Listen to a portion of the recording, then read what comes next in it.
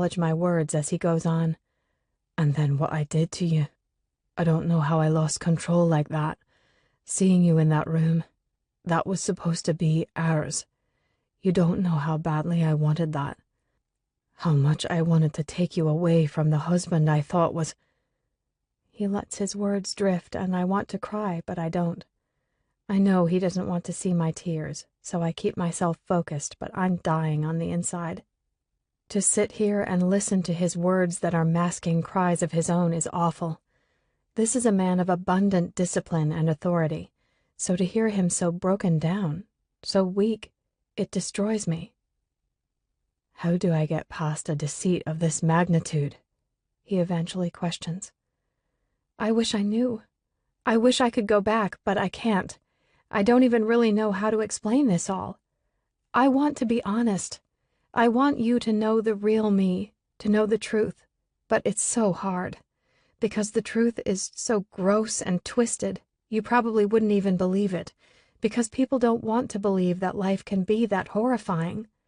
I'm a fucked up human. I know this. I don't know what it is to be a rational person, but you make me want to learn. You make me want to try. His eyes were open, he says out of the blue, and I'm confused as to what he's referring to, but then he adds, After I shot him, I saw photos of you on his desk. After I gathered them up along with the file, I looked down at Bennett's bloody body, and his eyes were still open. He says this, and I remember that Pike's eyes were the same. I'll never forget how haunting they looked. He knew who you were. I know, I say. I heard him in the hospital. He was having me followed. He knew you and I were together. He then stands, walks over to the bed, and sits down next to me. He doesn't touch me, although I wish he would. I hurt you today. I'm okay, I whisper. He then looks down at my knuckles that are wrapped in band-aids. My shattered mirror tells me otherwise. Bad memories. Did it happen a lot? He asks on a voice that's barely even a whisper, like he's afraid his words will break me, and for the first time in a long time I feel like they possibly could, that I'm not as tough as I used to be. I give him a nod, but it isn't enough for him when he urges, I need you to tell me. I hesitate, licking my lips, wanting to give him the honesty he's asking for, but also terrified for him to know. Tell me, Nina. Please, don't call me that. I'm sorry, he says, looking away from me. It's all I know you as. Look at me, he does. This is me. This is what I want you to know.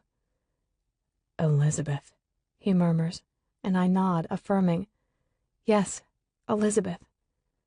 Tell me then, Elizabeth, because I need to know you, to figure you out. Yes, I respond. It happened a lot. It was dirty and gross and... What did he do to you? I swallow hard, scared to say the words. My hands fidget nervously, and when Declan sees, he covers them with his own.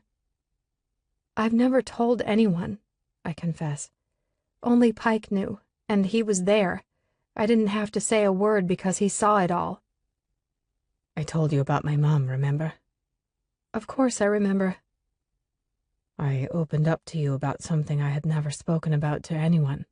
I gave you that piece of me, a piece that makes me embarrassed and ashamed. I remember seeing his tears when he told me he cowered under a bed while he watched a man shoot his mother in the head, a shot that killed her. He thinks himself weak and a pussy. Those are the words he used.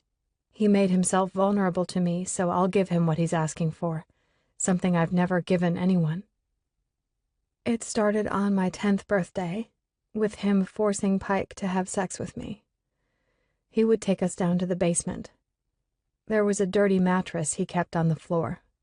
He'd watch us while he sat in a chair and jerked himself off. Most of the time he would get up to come on either Pike or myself.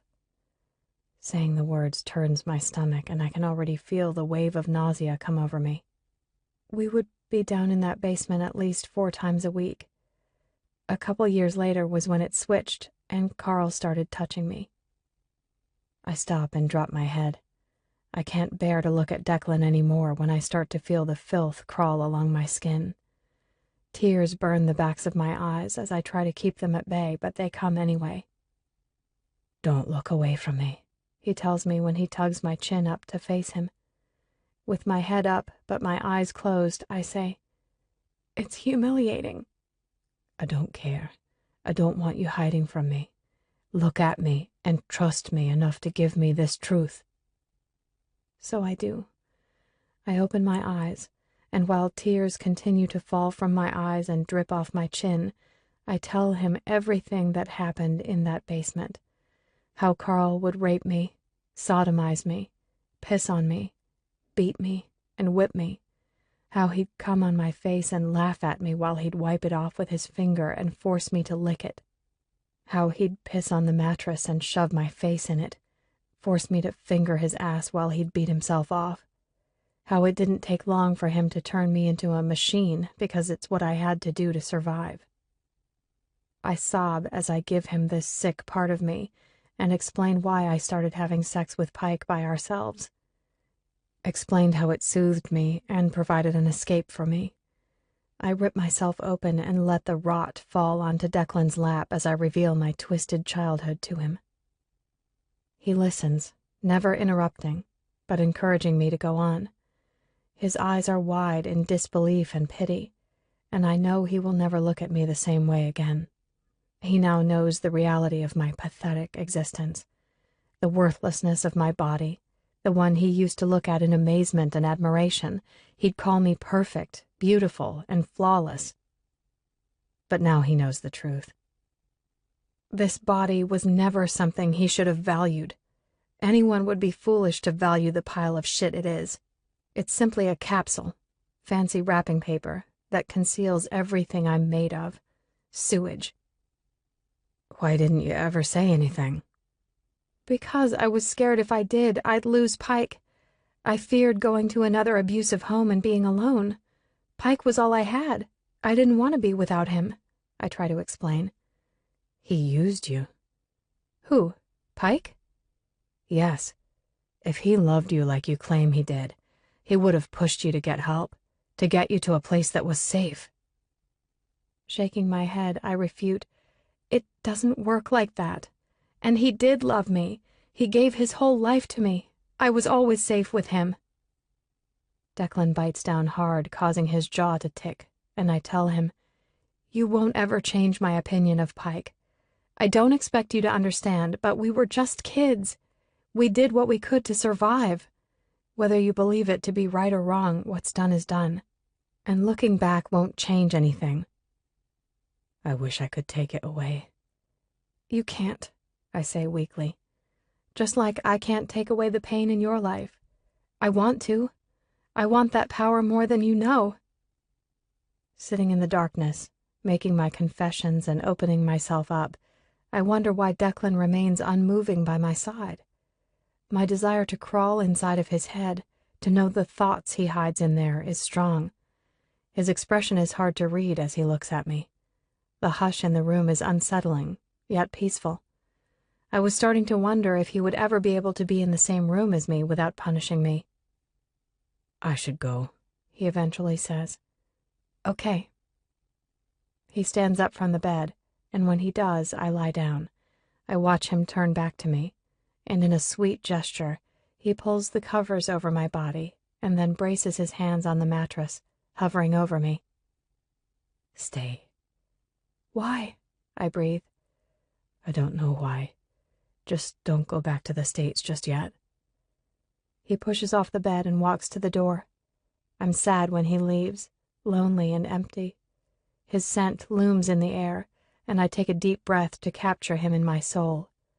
Lying here in the dark, I feel haunted by the demons I just released. And now he knows the fallacy of it all. As for me, I've just sliced through my deepest scar tissue and reopened the wounds of desecration. I battle with my heart to shut down, to turn into the machine that protects me from that which is destined to destroy me. Between the memories that just rebirthed inside of me and the loss of Declan's presence, The mass of emotions is too much for me to even think about right now. So I cloak myself in armor and delight in stupor. Chapter 23. Callum. I was offered a plea deal when my attorney came to see me yesterday. Since my part in all this was simply being a man of the books, a white-collared crook, they want me to rat out the bigger names to the operation. The thing is, I don't have many names. The men that do the runs are worth a lot more to the feds than I am, but I'm not privy to that side of the business. The one name I am privy to is the one I know they want the most. The king of the cartel. But to cross paths with him would be a death sentence. I've learned that lesson. So I played dumb, kept his name shrouded in my arsenal. If I narc, I'm a dead man.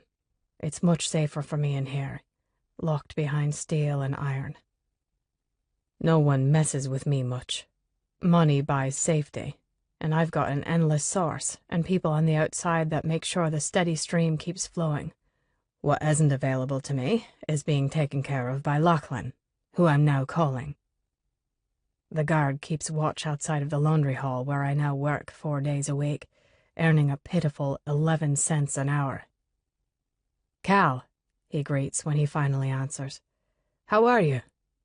"How the hell do you think I am? Did you take care of the money?" "Yeah, all done. There was an event recently that was held for the charity, so it was easy to filter into the accounts." "And Declan?" I ask. "What about him, sir?" "Any suspicions from him?" "No, he's been distracted these days." "How so?" "A woman, Elizabeth Archer. She appeared in town recently. He's been having me follow her." I don't bother to ask why. Time isn't my friend at the moment, but I can only guess that boy will probably forever be fucked up when it comes to trust. He never told me anything about the shooting, who did it, or for what reason. But I know it all boils down to Nina Vanderwall. All he told me was to feign his death to her if ever we should cross paths, and that he wanted me to keep my distance from him. I agreed, and he disappeared back to Scotland to live in that estate he bought years back. I can't figure that kid out, or why he wants to wallow alone in practically the middle of nowhere. I've yet to have anyone make contact with him, and as far as I know, no one has. He's unaware that I'm sitting in jail for crimes he knows nothing about. Crimes I've been committing since he was a little boy. "She's staying in town close to him," Lachlan adds. "In Gala. At the Water Lily." What the fuck? Declan was there? I ask, wondering if he knows what was kept from him. "It's where Elizabeth is staying. He was there the other day for a couple hours in the middle of the night and then returned home." I'm not given the chance to respond when the guard slams the door open and shouts, "Time's up, inmate!" He snatches the phone from my hands and disconnects the call. "What the hell happened to 5 minutes?" I sling in hostility. "Price influx, bitch. It's gonna cost you more next time." Grabbing my arm, he leads me out of the laundry room, and even though my bones burn to knock the living shit out of this pussy, I keep myself in check because I can't be getting thrown in the block. I need to continue having access to that fucking phone or find a way to get my hands on my own. First thing I need to do is find out who this Elizabeth woman is that has my son going to the Water Lily. So I wait in my cell until rec time and then make my way to the phone bank where I can make my call. "Cal, baby," Camilla's voice sighs into the phone. I thank God that the values of this woman are slightly shady to accommodate being involved with a man who's facing up to 25 years in a federal prison. "How are you holding up, love?" I ask. "I miss you. Trying to take care of everything on my own is drowning me." "I know. I'm sorry. I need to see you, though. I need you here this weekend." "Of course. You know I never miss a visit. Is everything okay?" "Yes. I don't want you worrying about me," I tell her. "It's just important that I see you." I urge my words because what I need her to do for me isn't something I can mention on these monitored calls because of the names involved. Callum, she softly scolds, you're in jail. How can I not worry about you? 90 seconds remain. Fuck. Bracing my hand against the cinder block wall, I bark, Did you send the money into my account? Yes, but you know how slow they are. I need you to call about it because I'm all out of time. I won't be able to call you until I get that money. I promise, Cal. 30 seconds remain. God, I hate this, she cries. I miss you so much. I miss you too. I'll see you in a couple days. I'll be there. I love you. Love you too. Walking into the quad, I take a seat in front of the TV that's playing an episode of Jeopardy. I look to my left and watch a couple of illiterates shout out their answers, and I find them to be more entertaining than the actual show. Hey, puta. My body stiffens when the words slither across my ear, and the coolness of what I imagine to be a razor blade pierces the flesh of my back. I'm talking to you, Essay, he says, sitting behind me with his face hovering by the side of mine as he talks quietly into my ear, so as to not arouse attention. What do you want? I keep my voice even and hard. Your boss wanted me to relay a message for him. My boss? That's right. He don't want you acting a jit. Saying things that don't need to be said. Mentioning names that don't need mentioning. He digs the blade into my skin, and I bite back against the sting as he sneers. You don't need to be reminded about your vieja, no?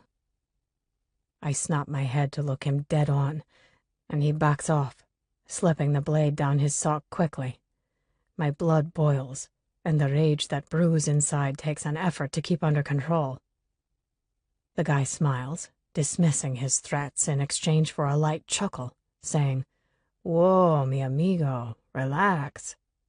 Relax? You mentioned my vieja, and you expect me to relax? I don't need a reminder, and I'm not your amigo. Next time you talk to my boss, you remind him that loyalties lie thick, sometimes in a pool of blood. He gives a curt nod, taking in my words, and then I add, You threaten me again, I'll turn you into a prag and stick a brinker on your ass. He laughs, stands, and before walking away, shakes his head, saying, You surprise me, Blanco. And then, with a smile, adds, I'll let the boss know we're good. You do that. I had to lift my bra, Cal. What? Why? Apparently, I look more suspicious than the garbage I was standing in line with, Camilla whispers under her breath, and then takes a scan of the room to make sure no one else heard her. It was utterly degrading. Sitting at the small table, across from the woman who's loved me for the past year, I'm pissed at the scum that got to see my doll's tits when I haven't had the privilege since they arrested me. She's mortified and angry and completely out of place. She always stands out like a sore thumb when she visits me, dressed in her designer clothes, but that's my Camilla. I miss you, love. The waiting is killing me. I know it isn't fair for me to say that when you're locked up in here, but I feel like I'm in a constant state of anxiety, she says. I haven't told her about the plea deal that was put on the table, because she'd have me do anything, throw whoever they wanted under the bus, just to get me back. The case will be taken to the grand jury soon enough. That's the first step. But in the meantime, I need you to do something for me, okay? Okay.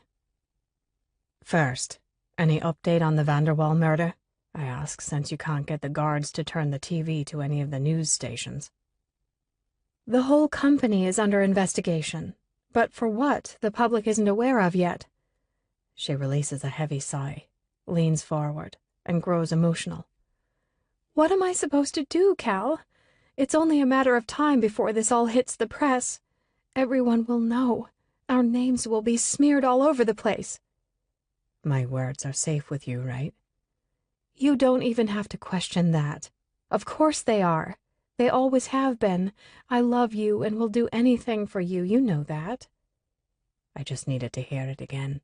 This place messes with my head, I tell her, but I know I can trust her. She's unlike any woman I've ever loved. She may be 23 years younger than me, but she's a fighter. After my arrest, I came clean to her about the illegal activity I'd been involved with. I told her everything, and she didn't disappoint when she offered to tell the authorities whatever it was I wanted her to. This woman would lie, cheat, and steal from me, and I love her even more for that. So as she sits here, prim and proper against the trash of the city's misfits, I smile inside to know she'd probably fight dirtier than most of them, and she'd look simply gorgeous doing it. What about his wife? Has she been in the news? No. The coverage is so limited at this point, the police are keeping a tight lip while the case is being investigated. I give a nod, and then she adds, Honey? What is it? Have you thought any more on calling your son? Don't you think he should know? Clapping my hands together, I rest my forearms on the table. Not yet. I could call him. I shake my head, saying, Lachlan mentioned a girl he's been spending time with in Gala. Elizabeth Archer. Can you remember that name? Elizabeth Archer, she repeats. Yes, why? I need to know who she is and what interest she has in my son. Lachlan told me she's only been in Scotland for a short time. I couldn't get too much information because the call was cut short. Who do you think she is? Don't know. But someone shot Declan within days of Bennett's murder, and he refused to mention who. There's a link in this somewhere. I know it. This is so unfair, she voices. I mean, you never hurt anyone. I don't know why you're sitting here in jail and not the others who are involved. Why don't you give up their names? You know why, Camilla. We've already talked about it. These aren't the types of people you turn your back on. This business is much bigger than me, and knowing the amounts of money I've been laundering and the lives at stake if someone were to blow the whistle, I'd be killed. I know we've talked about it, it's just... Look, I say, wanting her to not get wrapped up in the emotions of it all. For right now, just focus on taking care of yourself. Focus on figuring out who this girl is that's spending time with Declan. I don't want you getting hung up on things that are out of our control right now, all right? Nodding, she yields. All right. Chapter 24. Stepping foot on foreign soil feels freeing. I'm relieved of the weight I've been bearing on my back, and it's a welcome change to be able to walk around without constantly looking over my shoulder. I arrived here in Scotland yesterday, and after getting my first night of solid rest in a long time, I woke up this morning, revived. But now, it's business. Finding her is my ticket to freedom. So when I open up my laptop, I start searching with the two names I'm already aware of that she uses, Nina Vanderwall and Elizabeth Archer. Chapter 25. Hello? I answer when my cell rings. Elizabeth, it's Lachlan. His voice disappoints. Ever since Declan came to me and asked me not to leave, I've been hoping to hear from him, but so far, nothing. Hi. I was wondering if we could get together. I have some information about your mother. A slight jolt of adrenaline rushes my body. Or is it anxiety? Fear, maybe? I don't know what it is exactly, but it awakens something inside of me, and I ask, You found her? Yes. Do you have time to meet me? Are you in town? I ask, knowing he lives over an hour away in Edinburgh. I can be. You just tell me what works for you. I can come to the city. Are you sure? Yeah, I respond. It'll be nice to have a little change of scenery. Honestly, I just need a distraction. I spent all of yesterday moping around after having Declan here the night before. The tangled mess of this situation is driving me to madness. Trying to deal with the wound I opened the other night is proving to be too much for me to cope with. And when one wound opens, so does another. With the rousing of the shame and disgust of my past that I'd forced to lie dormant for so long, I needed a vice to help me grapple with the war inside of me. So I did what I'm becoming good at, and when the tranquility of blood running down my neck faded, I hammered my fists into my thighs. I wasn't sated until I could finally see the blood pooling beneath my skin. Mutilated alabaster. I hang up with Lachlan after I jot down his address and grab my scarf and coat. I head out and make the drive to Edinburgh. When I make my turn onto Merchiston Gardens, I'm greeted with beautiful Victorian homes. "Did you have any problems finding it?" Lachlan asks when he opens the front door after I pull up to his house. "I'm in a foreign country," I tease. "I always have problems when I drive here." He laughs, and as I approach, he remarks with jest, "Well, you appear unscathed, and the car still looks to be in one piece." "Lucky car," I respond with a wink before stepping into the foyer. The walls are bathed in rich taupes, ivories, and wines with hardwood floors and large bay windows. The house is airy, with lots of natural lighting. "Lovely home." Walking past me, I follow Lachlan through the house to a formal sitting area.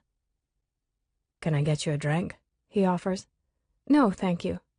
Slipping off my coat, I drape it over the couch and take a seat, with Lachlan sitting adjacent to me. "Impressive." He laughs, saying, "You're being generous. One could say I was slumming it when compared to the likes of your man's Brunswick hell." "My man?" "Isn't he?" Continuing the light banter, which tends to come easily between the two of us, I say, "Well, for anyone who knows Declan, you're instantly aware that no one stakes claim on him. He operates on the contrary." Crossing my legs, I chuckle, adding, "Total control freak." "Try working for him." His words perplex, and I question, "You work for him?" And when he nods, I note, "You failed to mention that." "You failed to ask." "Is there anything else I've failed to ask that I should be aware of?" "Oh, yes," he exaggerates in humor. "But where's the fun in transparency?" Man of mystery. He smiles, and I laugh. "So tell me, Lachlan, what is it that you do for Declan?" "I manage his finances, among other things. And what about you?" "Me?" "What do you do for a profession?" His question perturbs, and I deflect. I prefer to dabble instead of commit to a singular entity. "Entrepreneur." "Isn't that just a fancy word for unemployed?" "Which do you prefer?" "Honest and straightforward," I tell him. No reason to dress up the truth, because when people realize the crudité is just a veggie platter, they feel cheated, and the culprit looks like a fraud. He laughs, but little does he know I'm the crudité here. I'm a distorted hyperbole. At least that's what I have been. I'm trying to shed the guise because I need a solid ground of understanding to figure out who I am. What are the true fibers from which I'm woven? And then I remember why I'm here, and I wonder, am I ready for this? Do I really want to know? He told me he found her, the mother I've never known, and a multitude of questions begin to rain down. Did she ever love me? Did she love my dad? Why didn't she want me? Did she know my dad was in prison? Did she know I was in foster care? Why didn't she come for me? Why didn't she save me? How could she just dispose of me? "Are you okay?" Lachlan questions, his voice thick with concern. I flick my eyes up to him, realizing I let my mind drift and pull me away. "Yes, I'm sorry." I shift, and leaving the humor behind, I say, "I'm a little uneasy." "How so?" His voice mellows with the change in mood. "Wondering if I want to open this door that's been closed my whole life." "We don't have to do this," he tells me. "If you've changed your mind or you want to wait, it's up to you." "Seems weird," I remark. "Sitting here with you, practically a stranger, and yet you know about my mother when she's nothing more than a question mark for me." "She doesn't have to be a question mark. But if you're not ready..." "I thought I was. Now I'm not so sure." He stands up, walks over to the credenza, and picks up a manila envelope. My eyes follow him as he moves to me and sits by my side. Placing the envelope on my lap, he says, "I don't believe there's a right or wrong choice here, but if you do find yourself wanting to open the door to the mystery, it's all in there." I run my hands along the paper that separates me from my mom, and my apprehension grows. It's the conundrum of whether this envelope holds hope or dejection. Will this lead me to answers or just create more questions? And do I even care? It's not like she means anything to me, right? And then I wonder why I never did care enough to learn about her. Maybe it's because Pike was enough for me to fill that void of family. I mean, he never could fill the void of my father. Nobody had the power to do that. But Pike did become my family. He was my protector and comfort, and I didn't feel like I needed anyone else because he was enough. But now he's gone. And so is Declan. Even though he keeps me around, he no longer belongs to me. But did he ever? These few weeks since everything came crashing down, my loneliness has grown to a point of neediness, and now a part of me feels like I need this, whatever it is that's inside of this envelope. "Tell me, Lachlan, are your parents still alive?" I ask in melancholy, confused about my feelings, wondering if there's anyone else here on this planet that can relate to me. "Yes." "Big or small family?" "Big." "Close?" I question. "Yes." Sad warmth creeps along my cheeks, and I take a moment to push the feeling aside before speaking again. "I never had that." He doesn't respond, but what is there to say? "Would you like a distraction?" he offers, and I sigh in exasperation. "Please." His smile is friendly as it grows, and he takes my hand, guiding me to stand. Handing me my coat, he says, "Let's get out of here."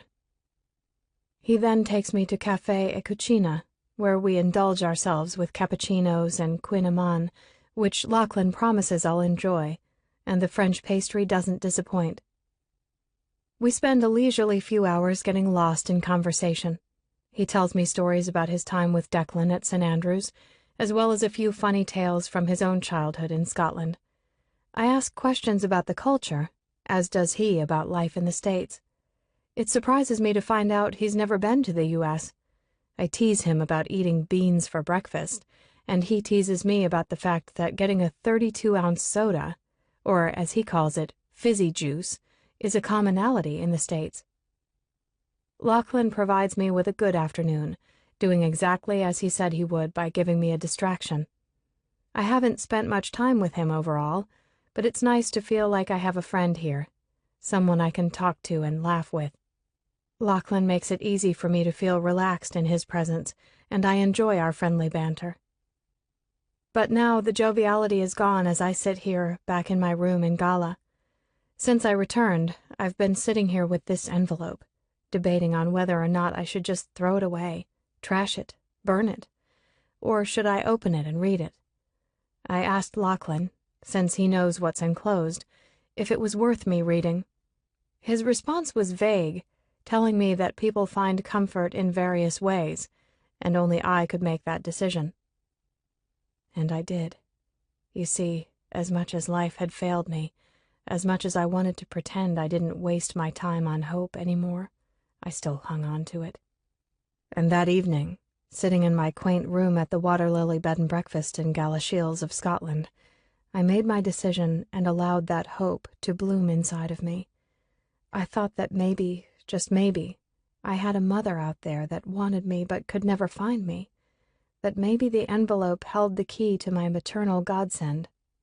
But what I learned next frightened me, and let me tell you, I wasn't a woman who frightened easily. The first thing I see when I pull out the contents from the envelope is a mugshot of my mom. I recognize her face from the photo I've always had of her, but in this picture she looks wrecked with a blotchy face and ratty hair. I stare into her eyes that look like mine. Along with the mugshot are a stack of court documents, a birth certificate, and a contact printout for Elgin Mental Health Center. The State versus Gwyneth Archer catches my eye when I begin to read. Her name's Gwyneth. She's always had a face from the one picture I have of her, but I've never known her name until now. I start scanning the court documents, and my stomach begins to twist when I hit certain words. With jittery hands, I flip through the papers. My heart rate picks up in shock and confusion as my eyes dart back and forth, unable to focus on the sentences. Defendant, child neglect, abandonment, illegal sale of a child, communications fraud. Disbelief consumes me as I read the words. I grow frantic as I continue to scour through the papers. I will my eyes to focus on the words, but I feel myself on the verge of flipping out. This can't be real. This can't be true. Mental illness, postpartum depression, manic depression. I keep reading, and with each word my mind fights to process, I come unhinged. The room begins to tunnel around me, and my chest tightens, making it difficult to breathe. Prosecutor: Mrs. Archer, did you negotiate the sale of your 2-month-old daughter, Elizabeth Archer? Defendant: yes. A hysterical explosion of tinnitus ricochets in my head, piercing, shooting an unrelenting blast of pain. My hands clutch tightly to the papers as my vision teeters in and out of focus. I squint, determined to read further, but I'm fading out fast when my eyes scan, not guilty by reason of insanity. The papers drop, scattering across the floor as my hands shoot up to my ears in an attempt to mute the high-pitched ringing, but it's coming from inside my head. It's splitting my skull as it builds. The welling of every emotion inside of me creates an unbearable pressure, and I need release. I can't take it. It's so loud, so painful, too alive, too much. Oh my God, she sold me. Shuffling over my own feet, I have no balance as I move across the room. I can't hear anything aside from the squealing in my ears. I stumble and catch myself from falling, gripping onto the closet door handle. Gasping for breath, my eyes blur, and I begin crying, sobbing, wailing, screaming. She never even wanted me. Standing in the doorway to the closet, I grab onto the doorframe and hold on as I drop my head. My vision diminishes in a wild haze, and it's too much to contain. I can't handle the overwhelming hysteria inside of me anymore. I can't do it. I'm going to rupture. I can't do it. I can't. Lifting my head, I dig my nails into the wood, splintering it with my forceful grip. In quick motions, I reel my head back, grit my teeth down, and use every ounce of force inside of me as I violently slam my head into the doorframe. Drawing back, I bear down and do it again, smashing my forehead into the solid wood. My vision bursts in pops of light. There's a pounding knock on the door, but it sounds miles away. Thick, warm blood runs down my forehead, over my eyes and nose and cheeks. My body gives out and slides down to the floor. The ringing dampens, and my body tingles in gratification as the blood oozes from my gashed head. I faintly hear the door handle to my room ricketing back and forth, and then there's banging. Open the door. I can't focus on the voice yelling outside my room as the ringing returns to my ears, and the words I just read run back through my mind. Leaning my head back, my eyes begin to burn with the mixture of my tears, blood, and makeup. The sounds that engulf are out of control and torturous. The banging grows louder, and I move my eyes to focus on the door. Open the fucking door! I don't even flinch when I hear the crashing and splitting of wood as the door is being kicked down because I'm too far gone. I'm lost inside myself, and nothing feels real anymore. Another kick, and I watch in a daze as Declan storms over to me. "Oh my God!" I hear a woman shriek, and I know it's Isla, but I keep my attention solely on Declan. "Jesus!" he panics when his hands come to my face, but it all feels like a dream. I can't even feel his touch. My body singes in radiant tingles, but somehow the flesh is utterly numb. "I need wet towels," he shouts, and the ringing inside me settles to a low, monotone hum. It's incessant. "Should I call a medic?" "No," he snaps at Isla before dabbing the wet towel to my face.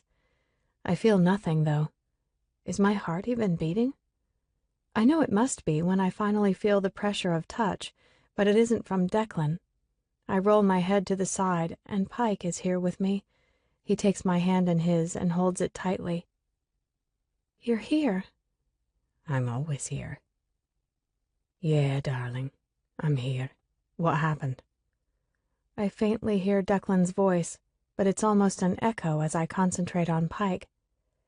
"I miss you so much," I say as I begin to weep through a new slew of tears. "Talk to me." "I'm right here, Elizabeth. Don't cry." "She never wanted me," I choke out. Who? Who? "My mother. She sold me." Fuck her. You never needed her anyway. Shh, just breathe, okay? "I need someone, though. I'm so alone," I say to Pike. "You're not alone," he insists, and then nods his head towards Declan. I briefly look over, and his hands are still on me, pressing a towel firmly over the top of my head. When I look back to Pike, I admonish, "He doesn't want me. He only pities the pathetic waste he now knows I am." Elizabeth, what are you talking about? He cares for you. Why else would he be here right now? How could he care about me after what I did? Love is love. It doesn't just vanish. How can you be so sure about that?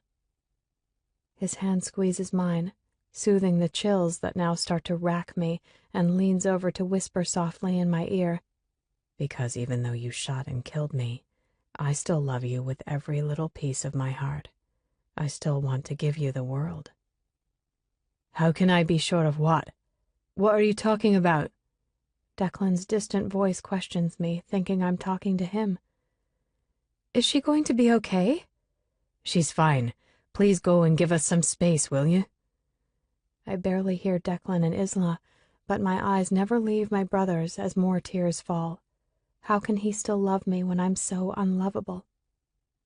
"I'm so sorry," I cry. "I want to take it back so bad, Pike, but I can't. I don't know how." Darling, look at me. Who are you talking to? "Tell me how, Pike. How do I go back and fix this?" You can't. The finality of my choices, knowing they can't be undone, is a horrendous weight I carry with me now, a weight I doubt I can carry for much longer. Elizabeth, look at me. Focus. Look at him, Elizabeth. He doesn't love me. It hurts to look at him. He hides it, but if you look close enough, you can see his cracks. "But what about you? I want you to stay. I want you back," I plead like a small child begging for something that's impossible, but I beg anyway. You have me inside of you. I can't get any closer than that. God damn it, look at me. You're scaring him, he tells me in a calm voice, and then urges one last time, "Look at him, Elizabeth." And when I do, one touch is exchanged for another. My hand grows cold as my face warms under Declan's touch, and I begin to sob uncontrollably at the switch. Chapter 26. Declan. "I'm so sorry," she wails, but she isn't looking at me. "I want to take it back so bad, Pike, but I can't. I don't know how." Did she just say Pike? What the fuck is going on? Darling, look at me. Who are you talking to? I ask as I press the now blood-soaked towel on Elizabeth's head, trying to clot the bleeding. But it's as if she doesn't even hear me when she continues to talk to nobody. "Tell me how, Pike. How do I go back and fix this?" Elizabeth, look at me. Focus. I yell at her, needing to get her to snap out of whatever hallucination she's having. "He doesn't love me," she goes on. "It hurts to look at him." Fuck, what's going on with her?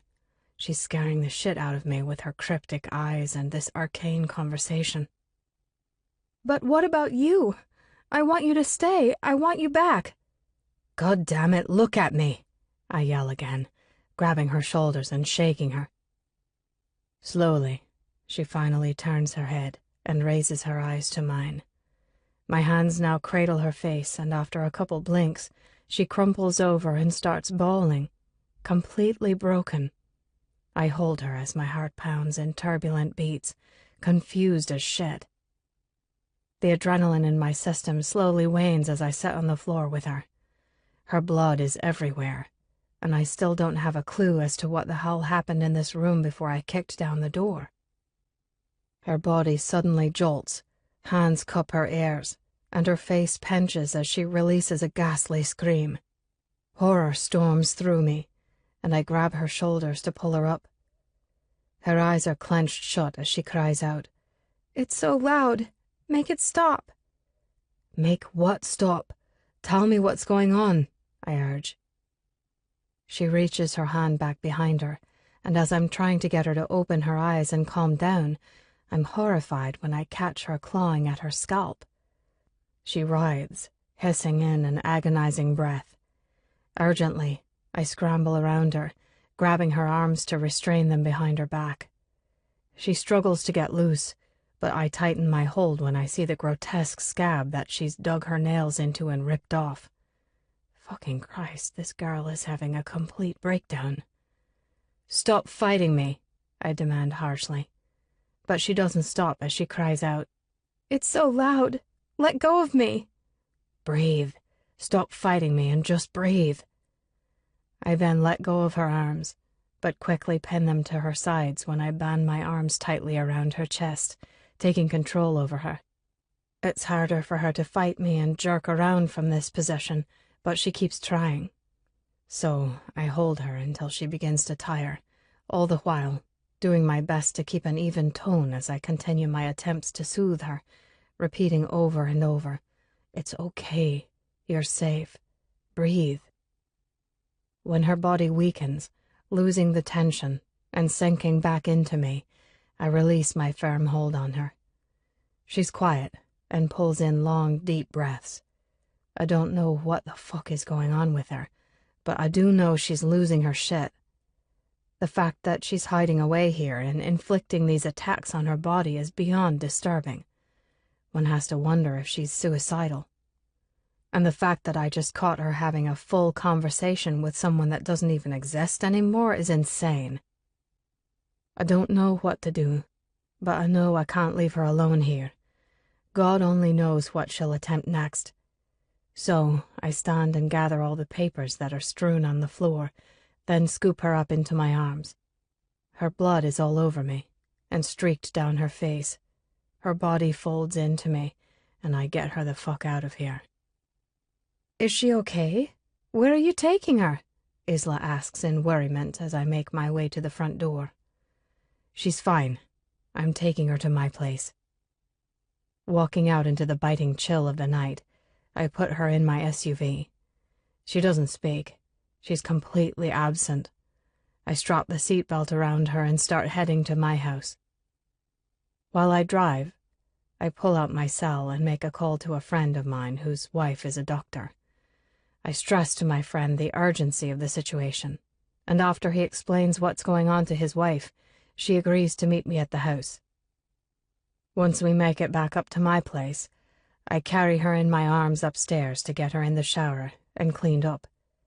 She's totally withdrawn as I begin to remove her clothing. When I have her stripped down, I'm appalled by what I see.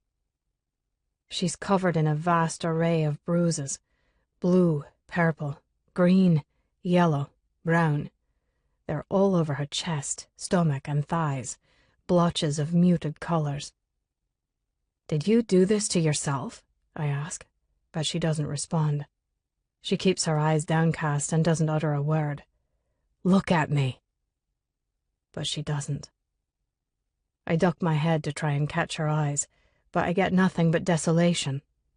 Turning on the water, I strip my clothes off as well, and then help her into the shower. She stands, unmoving, as I wash her. The water turns red as it runs over our bodies, taking the blood down the drain. I keep myself moving to distract myself, but after we're both clean, everything slows. Standing under the hot water, I see a girl I've never seen before. She's severed and lost and weak. She's nothing like the woman I met in Chicago, Nina. And I began to wonder how different these two people truly are. Who is Elizabeth? Is she anything like Nina? Strong, snarky, funny, smart? Who is this girl standing in front of me? I run my hands over her cheeks and cup her jaw, angling her head up to me. Her eyes shift to mine, and as I look into her, I murmur, "Who are you, Elizabeth?" She blinks, no expression to her face, and after what feels like hours, she finally responds in chilled words, "I'm nobody." And as mad as I am at her, as much as I hate her, as much as I want to celebrate her downfall, I have the urge to convince her that she is someone. I want to remind her of all the reasons I fell in love with her, but who's to know if those reasons were just products of her deception? I need a ballast of understanding with her, but I don't know if that will ever come. And what would I even do if I got it? There's so much I want to say, so many questions, but I know this isn't the moment for any of that. Turning off the water, I grab some towels, tying one around my waist before I get her wrapped up. I lead her to the bed and sit her down, saying, "Stay here. I'll be right back with some clothes." I rush to my room to toss on my sleep pants and a t-shirt before returning with a pair of my boxers and a shirt for her. I get her dressed and lay her down in the bed. She remains quiet. I don't even attempt to speak when she rolls onto her side, facing away from me. I know she's got to be physically and emotionally drained, and I want to let her rest. But I also don't trust her to leave her alone right now. So while I wait for Kyla to arrive, I pick up the envelope that contains the papers I took from Elizabeth's room, and take a seat on one of the chairs in the corner of the room by the windows. I pull out the sheaf of documents and start riffling through them to get them in order before I start to read. The information contained in the court documents is unsettling, and I can't believe what I'm reading. I spend the next half hour reading her mother's testimony where she admits wanting to terminate the pregnancy when she learned about her, but her husband begged her to keep it for him, so she did. But that after the baby was born, she grew depressed and started having thoughts of harming and even killing Elizabeth when she was an infant. How she felt her husband loved their daughter more than her. And eventually, how she secretly handled the selling of the baby to some guy she met through friends who lived in Kentucky. The intercom buzzes, alerting someone's at the gate, snapping me out of my engrossed thoughts. Setting the papers down on the side table, I walk over to the bed, and I'm shocked to see she's still awake as she stares out the window blankly. "Are you okay?" No answer. "I need to run downstairs for a moment," I tell her, but still, no returned response. Before I walk out of the room, I push the button on the intercom to open the gate and then head downstairs to meet Kyla. "Thank you for coming on such short notice," I tell her when she enters my home. "Alex stressed how important it was for you to keep this matter private." "Yes. The last thing I need is for some reporter to start digging around if it were to be mentioned I was at the hospital with a woman." Her smile is warm, and when she touches my arm, she says, "You and Alec have been friends for years, and although you and I don't know each other that well, I want you to know that you can trust me." "Thank you." "Before I check on the girl—" "Her name's Elizabeth," I interrupt, my stomach still knotted tightly from reading about her mother. "Before I examine Elizabeth, can you tell me what happened tonight?" I received a call from a friend, letting me know she would be learning something that would probably upset her. Her brows rise in confusion. The details aren't important, but needless to say, she didn't take the news well. After I ended the call with my friend, I rushed over to where she's been staying, wanting to check in on her, and when I arrived, she had locked herself in her room. She was screaming like a maniac and crying. I kicked the door down and she was covered in blood. She must have smashed her head against something. There was blood everywhere. She had calmed a little and began talking. I thought she was talking to me, so I was responding to her, but she wasn't looking at me. And then she mentioned someone else's name, I tell her, not wanting to reveal too much detail.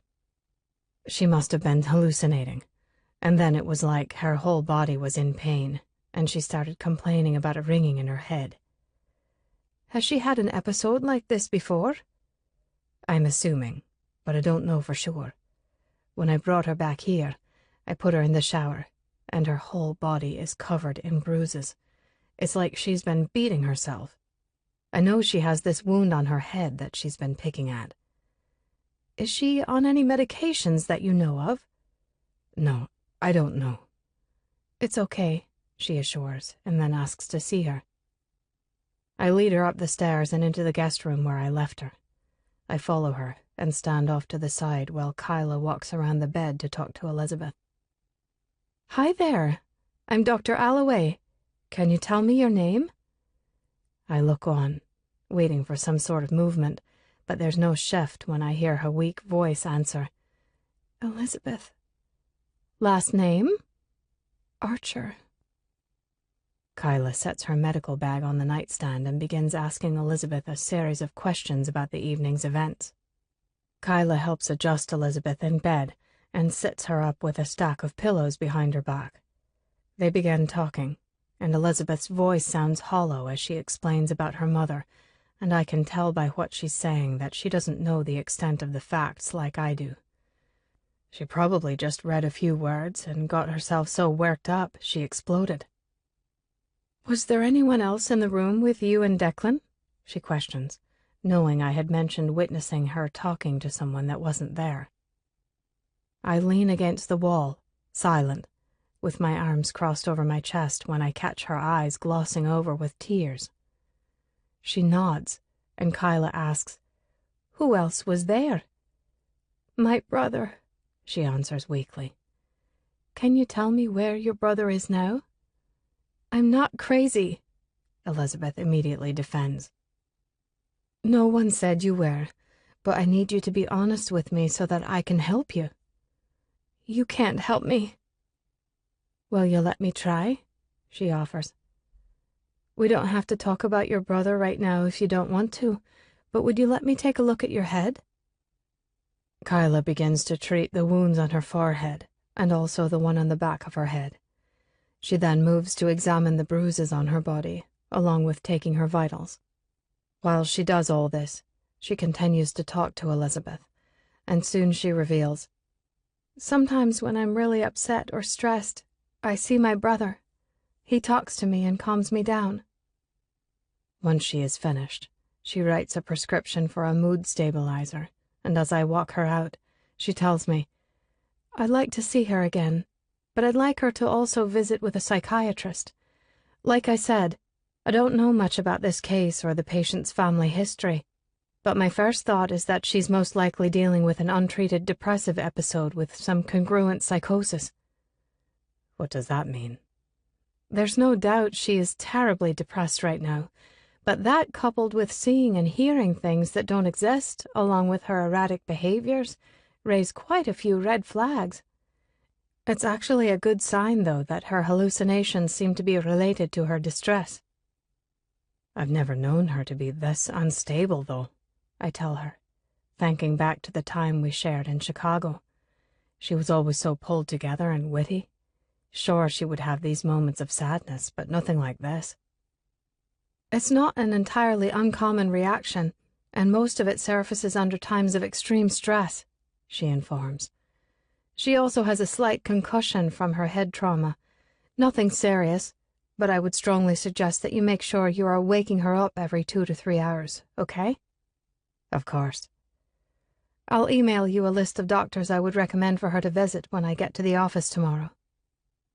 When she puts her coat on, I hand her back her bag, saying, I cannot thank you enough for this. She smiles and gives a nod. If you need anything else, or notice any changes in her, please call me. I watch as she walks to her car, and before she gets in, she reminds, and get that script filled. Drive safely.